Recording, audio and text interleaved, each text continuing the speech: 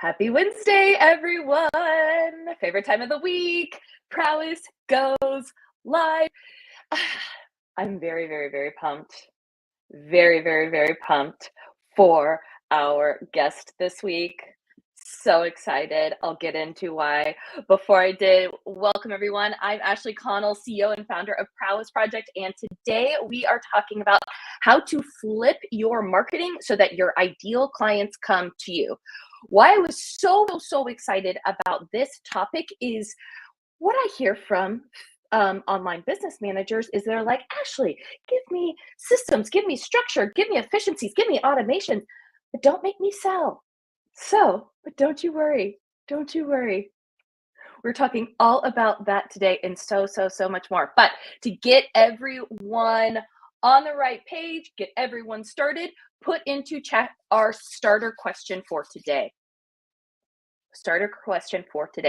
Describe your ideal client. Now, this could be the type of industry. This could be what they're asking you to do. This could be their different qualities. I love one woman that I've worked with a long time ago. She's like, I only work with nice people, point blank. And I love that. So put into chat, what are some top types of client that you like to work with? How would you describe them? Real estate agents, love that one. Ooh, we should talk. Love that one. What else? Put into chat. What are some, how would you describe your ideal clients? Waiting one more second. Well, that's smart female founders. Okay. Love that one too. Wonderful. So what is Prowess Project? What are we doing here? All of you who are watching most likely do know that we are a online platform where we help train caregivers and career pivoters to be online business managers. So they run businesses while their clients can go out and grow their business. From there, then we match them up with the visionary CEOs who, again, totally understand how to grow their business, are an expert in their area, but don't want to do the systems, the running of the business. And that is where y'all are so good at. So today, as I said, we're talking about flipping the marketing, right? And how getting your ideal clients coming to you. And so I'm so excited about this guest because first of all, I have a background in events. Did a ton of in-person events and online events. And this person has a trademarked, I believe, but definitely signature type of event that she talks about all the time that is her secret sauce. So of course we will talk about that. But even more importantly, her vibe. I am in a networking group with her, and it's one of those masterminds where someone will have a problem and we all go around and like share different ideas or experience shares or whatever that is. Well, whenever she raises her hand to give someone encouragement, advice, thoughts, what have you, I'm like, shh. Like, everyone, shut up. Whatever she's about to say is going to be gold. And with that, my friends, I would love to bring Cat Orsini. Hello. Talk to us. Welcome. Thank you. I think we kind of color coordinated today. Feeling the vibe, great. Yes, we really are. Look at that. So pumped to have you here. So, Cat, before we get into what you do now, give us some background. Give us the quick and dirty of how you got to where you are, doing what you're doing, being the expert that you are right now. So I got here by leaning into my too muchness and rejecting my not enoughness. So I just became ness, my fullness, right? So basically, like, the shortest version I can do is I got my MBA, I got a high paying consulting gig because that's the expectations, and I needed external validation because I couldn't do it for myself. I got it. I hated it. I learned a ton. Like, let me not take away. I actually had a really great manager. That was rare. But I Googled what's my passion. And at the time, the search results were not fantastic. And there was no way I was going to pay $47 to take some kind of quiz that was going to tell me what I was meant to do in my life. So a year later, I hired a life coach and was trying to figure out the answer to that same question. And essentially, it was my first exposure to personal development. I had never experienced this thing before, and it felt so empowering and impactful that I wanted to do it to other people. So I plopped down my first 10K investment to get my certification as a life coach. And I made 3 people cry in my first meeting. And it wasn't because I was terrible. It was because I had asked these questions that shook people to their core. And I was like, impact, immediate impact. And it was like crack for me, for my soul, right? I was like, I want this and I want to do more of this. So as I started growing my business, people started to come to me asking me how I was doing it. And I was like, whoa, I can actually merge these two things together, because in the life coaching space, you're not allowed to tell people what to do. But that was one of my favorite things to do, was to tell people what to do. So I became a strategist that leverages modalities from the coaching space to get people into action so that they're effectively doing lead generation, which is what most people actually hate doing in their business. And I love, so that they're reducing the amount of time it takes for someone to make that buying decision, building community, and actually having other people do their lead gen for them for free. What? Like, all of those things that you just described. Literally, Leah and I were having a conversation this morning about KPIs and the rest of this year, and we were trying to figure out how to do that. So I am even more excited about this conversation than I was before. So tell us, the name of your company is Action Incubator, correct? Yeah. Tell us, we understand kind of the lead gen, but then there's some other kind of The firework experiences. Well, yes, but okay, I was gonna let you talk, but yes, the firework experiences. Tell us about it. I'm all ears. Right. So how this came about, because I think it's important to understand how against bro marketing I am, right? So we can be anti-war, we can bro peace. I'm all about, strengthen our business. And I don't share this enough, which is the reason why I do what I do, is because my mom had to travel a lot through no fault of her own, right? It's what she needed to do to provide for the family. But then that left me open to being bullied and all this other stuff, and just, my traumas, right? My big T's, my little T's. And it really, I feel like if she had been there for me in the way that I wanted her to be there, my life could have been different, or I could have had different opportunities, if you will. Mhm. And so my purpose is actually to help parents, right? And so I'm not the mompreneur. Do not get me wrong with that. I have a serious, very successful business, but I have that, and I can be present in the lives of the people I love, which means that by being present, I can play and tickle as much as I want. I can have 4 and 6 hour work days. I can take the weekends off, never work on weekends, have multiple vacations a year, and have my kids feel truly loved because of my presence. And so they in turn will be able to do more in the world because of that. And so I want to help as many business owners be more present by knowing that they have a successful business that is running and create that consistent revenue. And so when I realized that what I was teaching and what I had learned in the online space was against that. It was all about this hustle culture. It was all about this grind, right? And I could grind and hustle to 100K months and 100K quarters, but at the cost of my relationships, at the cost of my health, at the cost of being completely burned out and not marketing. And so what did that do is that it perpetuated the culture. So I would hustle and grind and I would burn out. I'd hustle and grind and I'd burn out. And unfortunately, it was the only way I knew. And so I was teaching that to other people, but it felt out of alignment. So at one point I was like, I really don't want to do this anymore. This really sucks. It's way too heavy. And universe listened. Fucking A. Don't you love that? Don't Right. you love that when it actually listens? Yeah, and listened fast. And so for 6 months, I sold nothing. I had sales calls, I did marketing, and I couldn't sell. And I had to reinvent marketing. I had to reinvent how I did it and how I taught other people to do it, and to be more in alignment with my strengths, because that was one of the key lessons I learned as part of personal development, was to release my weaknesses. My not enoughness was not where I was going to be successful. I had to lean into my too much.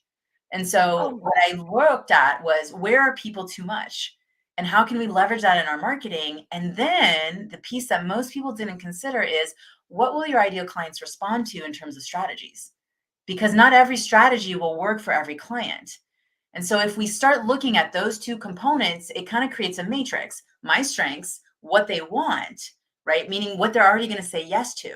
And when we find those things, we can identify the 2 or 3 strategies that are going to work for you.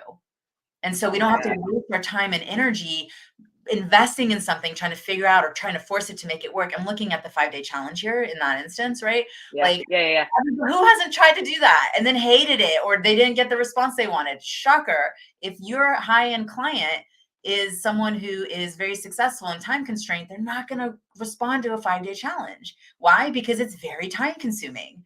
And so we want to preemptively anticipate the fail points and lean into the too muchness, meaning the things that we know are going to succeed. Now, the trick isn't just the strategy, it's the experience of the strategy. And what I mean is, how many of us have opted in for something, right? We opted in, all of us, excited to get it, right? And then we got it and it was a hot piece of garbage. Well, technically did effective marketing. They got your email address, they had copy that converted, they had an opt-in page, they delivered the product. What they missed was what most people are missing, which is they didn't actually drive any value.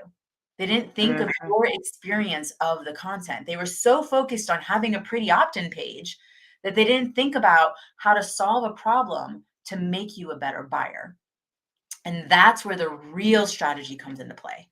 That's where a strategist helps you take what you have and turn it into solving a problem that makes your ideal clients better buyers, so that they see the value of what it's like to work with you. Now, let's say they're not ready to buy right away. We're not going to break out and say, you suck because you won't buy from me right now. Take a short walk off a long pier. You're a worthless human being. That's the manipulation NLP stuff, right? No, what we do is we create a community of people becoming ready to buy. That's your pipeline. Your pipeline is people becoming ready to buy. But are you ignoring them, or are you showing them opportunities to work with you and the value of what it looks like to have you in their corner? These are firework experiences. So we want to really, we don't want these little sparklers where you're just basically taking a strategy and playing with yourself, right? Like who's you, right? Writing your name in the sky, great, it disappears. But a firework, whether it goes off in the middle of the night or the middle of the day, stops people in their tracks and it makes people pay attention. And so that's what we want to create. And how we have other people start creating leads for you is when you have something that's worth sharing. When you have something that is so enticing that people get excited to share it because it's so valuable, then other people want to come and they start advocating and they start saying, oh, you want to be on podcast? Come to Cat's Podcast Mixer. It's great. It's got all these amazing people and the experience is awesome. And it's unlike any other networking thing. And there's no pitching and all this other stuff. And so people do my lead gen for me because I have something that's worth sharing. I could go in so many directions. This is amazing. First and foremost, I'm so glad that you started this off on the why and sharing about your family and how you wanted to be present and how you designed your business to support the life that you wanted. That is going to resonate with our entire audience, and quite frankly, was a really, really, really great reminder for me. Like that is exactly why we built Prowess Project. And then sometimes I even find myself being like, Ashley, be a bit more present, be a bit more present, and falling into that past life that was broy, that was like, how many calls did you have today? Get to the yes, like all of those things that just feel icky. So hold on, let me pause. Everyone who is watching live here, this time is for you too. If you have questions, put them into chat and we'll get them answered. I have a ton of questions, as always. So don't you worry there. Okay. So tell us more about how you are starting to find your ideal customer and then inviting them to these experiences. Like and let me give you a little context. Our OBMs, most of them are new-ish, or they're starting to figure out who their ideal customer is. And they just need at-bats oftentimes.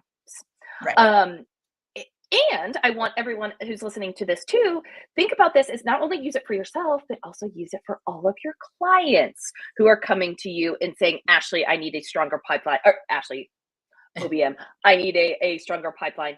How do I make that happen? So context there. How do you even get started? Yeah, no. So one of the things that I'm super excited about is probably in 2025, I'll be launching the Lead Boss certification. So it's taking my 2000 templates, getting access to them. So you never have to worry about helping people answer the question of how do we go from talking about the weather to whether we should work together.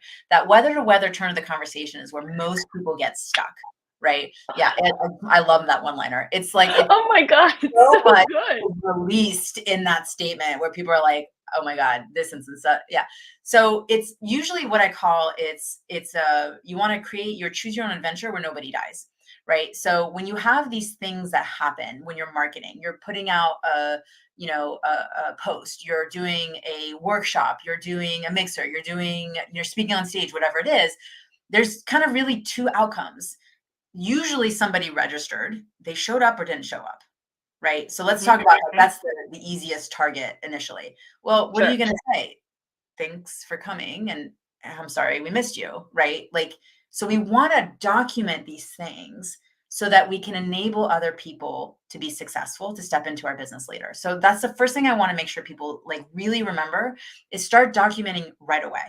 What is working, what's not working, right? Start tracking those conversations because the last thing you want to do is spend 2 hours trying to find the email you sent 2 months ago, and everybody's done that because it was perfect and you don't want to have to recreate it. So this is about continuing that thing. So where to find your ideal clients? Well, you don't have to reinvent the wheel. So the first thing we do when we're starting to build wealth is we start renting an apartment. And that's when you go into other people's communities, right? Right, right. And you build your wealth by building your community. So we do both. When we speak at other people's events, that's renting an audience, it's renting an apartment. So we can absolutely have friends and make friends and bring them over, but it's not the same power and wealth building opportunity than if we build our own community. So when Absolutely. you're looking at these places, find communities that already exist and add value. Don't be pitchy Pete. We've all met him on LinkedIn. I'm sorry for the real estate agents, but when you connect with them, you know exactly what's going to happen, or the financial brokers. You're going to get that pitch, and it gives people PTCD, post traumatic connection disorder. Now, we know that people have a reaction and an adverse reaction to connecting. So, if we use that information, that's why we use firework experiences because it's something they already want. They will overlook any potential sales or sleaze. Even when you're not meaning to, we can accidentally trigger that because people Totally. are so reactive to it. So let's use the information. Let's give Yeah. them something that they want to get their hands on that they'd be almost willing to forgive a pitch, right? But what happens is because they experience the value, they're actually looking forward to it. So what we want to do as part of this is go back to the marketing. So to find your ideal client, everybody in the marketing world said, people need to know you, they need to like you, they need to trust you. Know, like, and trust, right? We've heard it all time again. They got it backwards. It's not about people, your ideal clients, knowing you, liking you, and trusting you. It's about them feeling like you know them, that you Mm, trust them, and that you know them, you like them, you trust them. Right? I have to do it, or else I get screwed up. So what do? Your marketing should convey their problems. It should be not that. So there's three levels of it, right? There's when right, you're right. on the street. How are you doing? I'm fine. You could be having a complete and utter meltdown behind this facade, but you're not inviting Bob the neighbor into your world, right? Now, let's say your cousin calls you. Hey, how are you doing? Kids were a little rough, right? Like one of them had a meltdown last night. I'm a little tired. Okay, we're going a little level deeper. Your best friend calls you. Hey, how's it going? Oh my God. I want to throw the computer out the window. The kids are doing this. This client's doing that, blah, blah, blah. Right. Third level conversation. Your marketing should be tapping into that third level. Don't keep it superficial. Don't be super cute with stuff. Get right to the point. And it's what I call the only way you can make your mama proud as a hooker is by having that hook sentence. What is going to grab their attention?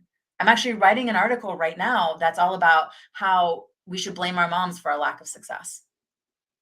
Is your mom to blame for your lack of success? Right? I'm writing that article. What it is that it's an ethical bait and switch. Because part of what we want to do is we want to establish our success so that our Mhm. kids then are successful. So there's never any blame that goes around. It's about having the systems and processes in our business that support us and create success that then perpetuates success with our children, creating generational wealth, modifying whatever other experiences we might have had, right? So it's really about empowerment and removing the blame and starting to look at what we can start controlling, because the last thing we want to do is have fake control. And a lot of fake control looks like getting branding pictures when you're not even selling offers. Yeah. Everything on your Yeah. website when you don't have a full roster of clients, right? So these are fake control things. It's not that they're not important, is that they come at a certain place in your business. When revenue is in, spend the money on the photo shoot, update the website, all for it. But if the money's not coming in, then you need to work on your back end, not your front end. Girl, it is so, so, so true. And if maybe that should be the top thing on our website. Like maybe that should be it, like working on your back end, not your front end, because we hear that time and time again for all of the different CEOs who are coming to try and hire our online business managers. They're focusing on, I need more leads, I need more leads, I need more leads. Oftentimes that's actually not the problem. They have plenty of leads. Plenty, but it either breaks down in their funnels or in their systems or in their experience or whatever that is. Yep. So I love that you're saying that. OBMs hint use that to talk about their problem, your client's problem. So I love how you gave us that like anchor image of the firework experience. And I'm like in my head thinking of some that like Prowess Project could do or some that I've attended. Can you give an example of one that like maybe it was a client or something that just knocked it out of the park, and why? Why was it a firework experience? Oh, there's so many examples. Sometimes it's a complete overhaul. Sometimes it's a completely new strategy. And sometimes it's just a small tweak. Oftentimes, what I find is people are already doing firework experiences. So I have 21 different firework experiences. One of the benefits that I provide my clients is I'm not one of those people, because a lot of times when you think of consultants, they come in, they tell you what to do, and they like roll out, right? I actually have SOPs, so standard operating procedures for every single one of the firework experiences, meaning everything from the emails to invite people, the process and the structure of it, as well as the follow-up, the opt-in page. You can think about whatever you can think of, it's documented. And what it is we take the strategy off the rack and then we start customizing it to you so that it feels like that power outfit. You know, when you're wearing that power outfit, Yes, yes, girl, your yes. whole business should feel that way, including your marketing, including your lead generation. It should be that seat of CEO where you have that just client attractive confidence of I look hot, I know everything is good here, right? And I will deliver results. So I just ADD'd. An example. Sorry. So what a lot of times is that the experience isn't quite right. So one example is I had a client who was doing her version of a firework. So it was a workshop. That's one of the Mhm. firework experiences. And she was doing it. She'd done it for like 4 or 5 months and nobody was registering. And it was good content, but she had this really funky title.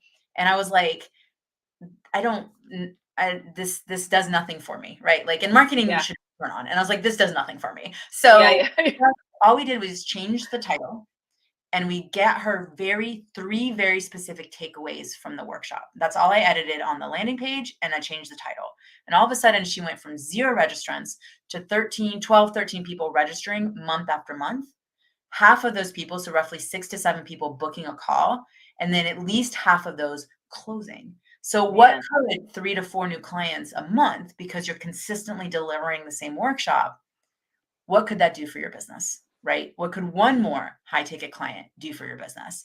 And so it's really around building that consistency. Another example, and I give very realistic examples. I had a client who had done 2 firework experiences and she had been part of mine, and she hired me because she said, I know I could try to figure this out, but I'm going to get there a hell of a lot faster if I hire you and you just preach, get it. And preach, so preach, we preach. ran her firework experience 2 more times. And then all of a sudden she said, there's new people on here. I have no idea who they are. I don't know where they came from. They are perfect fits for my offer. And so that, right, which is what can you do with new connections? And it's other issues. I have no idea where they came from. And I talked to my best referral sources if they didn't come from them. So her marketing was more effective. Her consistency in it, her confidence is boosted. Her offer stack is more in alignment, because all of that has to do with the marketing and the messaging. But Totally. I often find that it's these little tweaks, right? But they're a little bit all over the engine. So once we Yeah. start adjusting them, the efficiency, and I call this putting strategic effort into creating ease, right? Mhm. So I'm about to post this online, but the secret to my success is a sugar bowl. What is a sugar bowl? Like, why? It's not just because I drink a lot of sweet tea, and this is usually why I'm this hyper, but what happened was is the other night I was looking at the sugar bowl and I was like, I don't want to fill it. I'm tired. I've done the dishes, the kids are in bed, and then I thought about tomorrow. I was like, how annoyed am I going to be at myself right now because I didn't take the 2 extra seconds to fill the sugar bowl, but in the morning, the kids are running around, I gotta make lunches, I gotta get them dressed, I gotta do all this stuff, right? And then now I have to fill the damn sugar bowl because I want sugar in my tea. And so I was like, I'm gonna do it now because the me of tomorrow is gonna be happy that the me of now, of yesterday, put this small little effort into creating the ease down the line. And that's what I find happening with the lead gen is there's these small little things. We don't necessarily always feel like doing it. We don't necessarily look forward to doing it, but it creates so much ease down the line that it's worth the effort now. Yes, and what I love so much that you're saying and that you said that is part of your, offer too is all the SOPs and making it systematic. I think that is one of the things that I hear from OBMs and clients, alike is they want to do all of these different things to make it unreasonable that you won't have consistent growth. And that's what I'm hearing you say. You're doing all of the tweaks and making it unreasonable that you're not going to get more and more and more leads coming Right. in. And Love that. part of it is what I call is you have to have an ecosystem. So Hmm. it's kind of like the sparkler thing again, which is people will put this effort into doing this one thing, right? And we've seen it. Yeah. We've seen a lot of OBM's clients. You see them do this, right? They do Guilty. one event and then they snooze for 6 months or 3 months and then they do something else and they're just shocked as to why they don't have a consistent yes, right? And so Yeah. part of what we want to do is we always have to know what's next. So they opted into something fantastic. What's next? They went to the workshop. Cool. What's next? They went to this thing. What's next? How are we nurturing them? Because 3% of people are ready to buy, right? Right. Most marketers out there are only focusing on the 3. It's an easy win. And then they call their job done. No, they were going to buy from someone. Yay, they bought from you, but they were going to buy from some. What about the 97? You're leaving a lot of money on the table if you're not being strategic about how your marketing and your marketing efforts are nurturing people to a buying decision. Get them to a yes, get them to a no, but get them out of decision purgatory because you can turn a no into a yes. Your pipeline is full of no's. Yeah. We're Great waiting to point. yeses. And so we have to have something for them to experience to reconnect them. Because think about it this way, even if that person was never going to buy, let's say they bought from someone else. Well, what happens is they work with that other person, they become better client for you. Or 2, they are never going to buy from you. How many of us have referred someone that we've never worked with? But have we empowered people to make us referable? If you're not, and I love this one because it really irritates people when I say it. If you're not getting the number of referrals that you want, that's on you.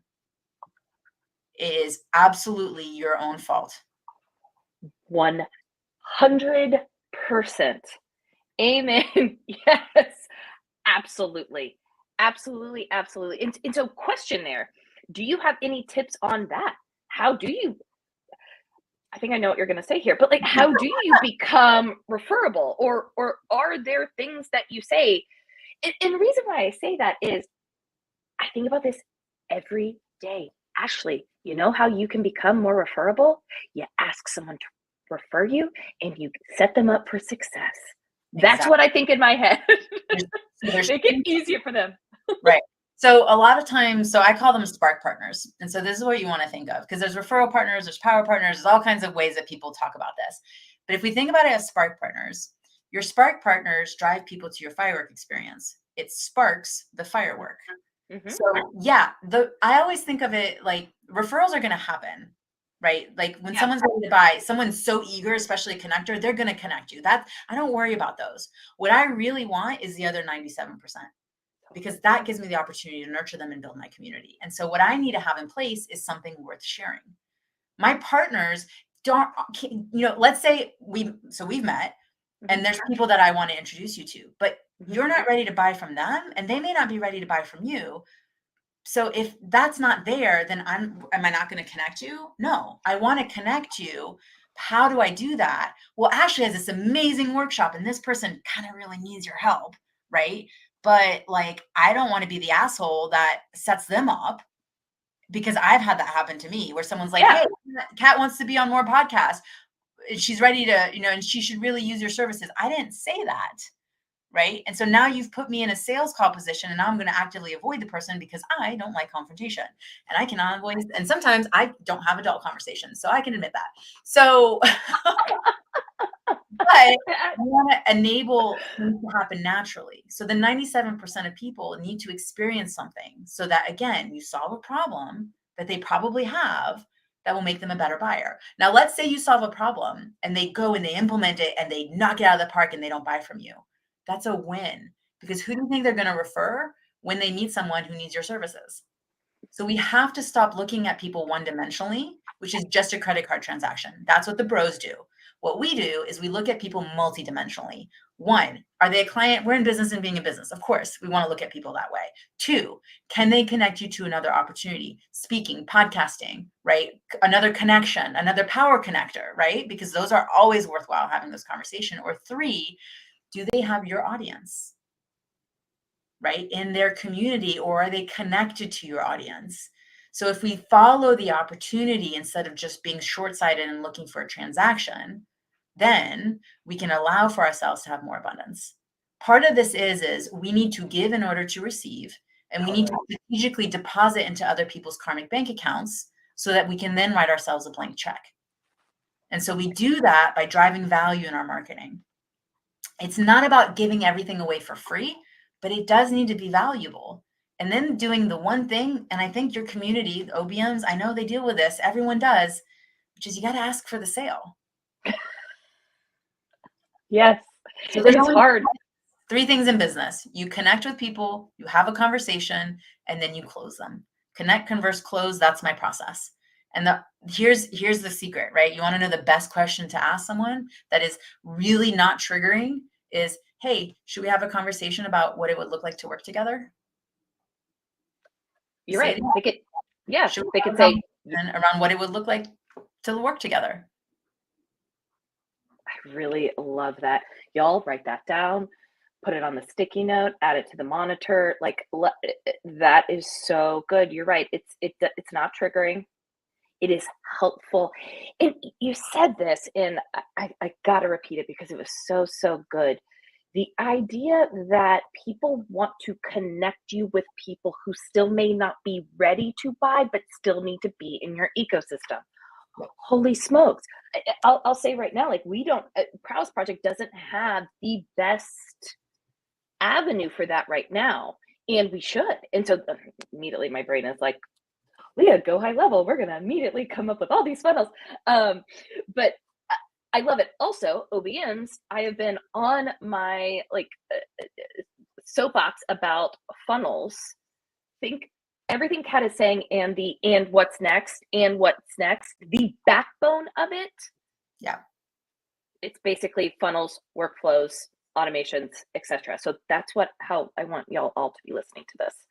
And it's everything drives. So and I should have shared this graphic with you, but I have a graphic that I share. So there's only certain activities. There's visibility activities. There's like social media content kind of stuff. And then there's like cross-pollination. So that's referrals, that's, and stuff. So those are really the three buckets of driving traffic. And then we want to go to the offer, right? And the problem is so many people try to go from first connection to the offer. And it happens, right? Again, 3% of people want to buy with the 97%. So what do people then try to do? To get to the offer, you got to go to a phone call because most of us are selling high ticket. The missing piece is the firework experience. Don't drive them to the phone call. Most people aren't ready for that. Do it when it's an option. Sure, give people the opportunity to say yes to it. But when they don't say yes to it, give them something else to say yes to.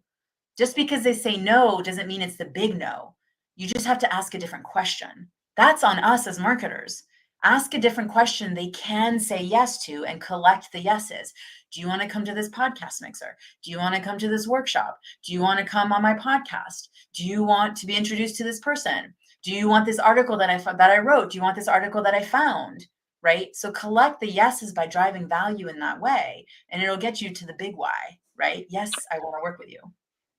You know, Kat, you said something, and this is so I love what you're just saying. And specifically, when you are going back and forth with someone and providing value, do you recommend saying, do you want this article question? And they need to say yes, and then you send the article, or do you just send them the article? So 99% of the time, I'm all about permission-based marketing. And so that's permission-based sales too. So I do ask permission if that's something that they want, because you have to give people the opportunity to say no, or else it will feel salesy and sleazy. It's the one way to remove the sales and the sleaze is if they asked for the call and they asked for the article and they asked for the thing, then you're not selling, you're delivering, right? So the only other time that I don't follow that rule is if context has already been established. So if I reached out to you after today and said, I wrote this, or I found this article and I thought you would love it, and I put the link in, would you be offended? No, I'd be grateful. Yeah. That's the point of firework experiences, is to create context. Context allow for conversation. Pitchy Pete, the reason it's so assaulting and aggressive is because there's no context. You're coming out of nowhere, and then we get triggered, which, mind you, Pitchy Pete isn't doing anything wrong. He's selling. There's nothing wrong with that. We're the ones that are having the bad reaction, which means that we're the ones that have a negative relationship with sales. So it's an internal opportunity to start working on something that's in you, right? You don't need to go and bash this person. They're learning. They'll learn that this isn't a strategy that works. They don't need you to identify that. They'll figure it out, right? We don't need to go on our mighty high horse or whatever it is and read them the riot act. They will figure it out. And if not, the clients that say yes to those strategies, God bless them, right? Have at them. So you can have all the bros you want. So, release that. A part of this is releasing all of that energy, because it doesn't matter. It doesn't affect you, right? And so you got to look at how you're being present. They want to pitch you, fine, and unfriend them, disconnect. It's not worth it, right? But if we provide the value and it's something they already want to say yes to, then there's no sales, there's no sleaze. They want it. And so then you're flipping your relationship with things, and you can actually invite people to it because you know there's value in this for them. So you're really just advocating for them, letting them know that this is something that they can say yes to. And you can start creating a detachment. And that's one of the things that I see happen in sales is if you don't have enough leads, if you don't have enough of a pipeline, you get very attached to the outcome. So you get very connected on the sales call of wanting that person to buy. But if you have enough of a pipeline and you have enough leads and you have the ability to say next when someone says no, then you can have the intention. We want to close clients, but you can come into the conversation detached. And that means that you can listen better to what they want, and you can provide them the value that they need, even when it's not working with you. Oh man, I am going to have this on repeat before I get on any sales call. That was so good. So good. You're right. And it's funny because I even noticed, I mean, when we were starting Prowess Project, we didn't have a ton of leads coming to us all the time, right? Like that takes time to learn and grow and figure out. And it's a very different world. And I had a very different, and it's quite frankly, a desperate energy when I was talking to those people who were potentially going to buy versus I do now. Right. Oh, it is so true. Okay. I realize that we are way, way over. Thank you. Is there anything that you want to leave this group with? Any thoughts coming to mind? Tell us. Is it okay if I share a free resource? Girl, yes, I was going to ask that next. So yes, I shared about, I have a mixer. So a lot of us use visibility, and this is for people who use, content, speaking, you're a podcast host, you want to be a podcast guest. This is a community. It's non-pitchy. My philosophy is that when we know who we are, we're likely to support each other than if we only know what we do. So if you want to go to leadbossmixer.com and register, it's for 6 and 7 figure business owners. OBMs are very welcome. There's a lot of contribution, a lot of connections, because it's all about giving more than we're taking. And with that, that's what creates that rising tide that really supports everybody to create more success. One last thought is because I know a lot of people talk about this is happening in the economy, this, that. There's always something happening in the economy, whether it's a government shutdown or a pandemic or whatever political strife is happening. What you want to remember is that just because the tide's out doesn't mean there's less water in the ocean. So the opportunity here is to move your feet to the water, because that's what's going to get you to, that's that strategic effort into creating the ease. And so just remember, there is opportunity. Every audience has an offer. Not every offer has an audience. Fantastic, Kat. Thank you so much. Seriously, I appreciate it so much. Thank you, thank you, thank you. Can you tell everyone where they can find you? Yes. So I'm on LinkedIn. You can find me at Cat Orsini, or on Facebook or Instagram, all the good things. And yeah, just reach out. I'm very approachable. Awesome. Thank you so much, Kat. Thank you, everyone, for being here. We are holding a workshop on March 25th. So, Leah, if you don't mind putting the link there, where we are teaching how to be an OBM and to soar to 6 figures. Thank you again, Kat. And next week, Leah is going to be interviewing one of our online business managers who is well on her way. No, has already achieved 6 figures. So you want to be here for that. Thank you.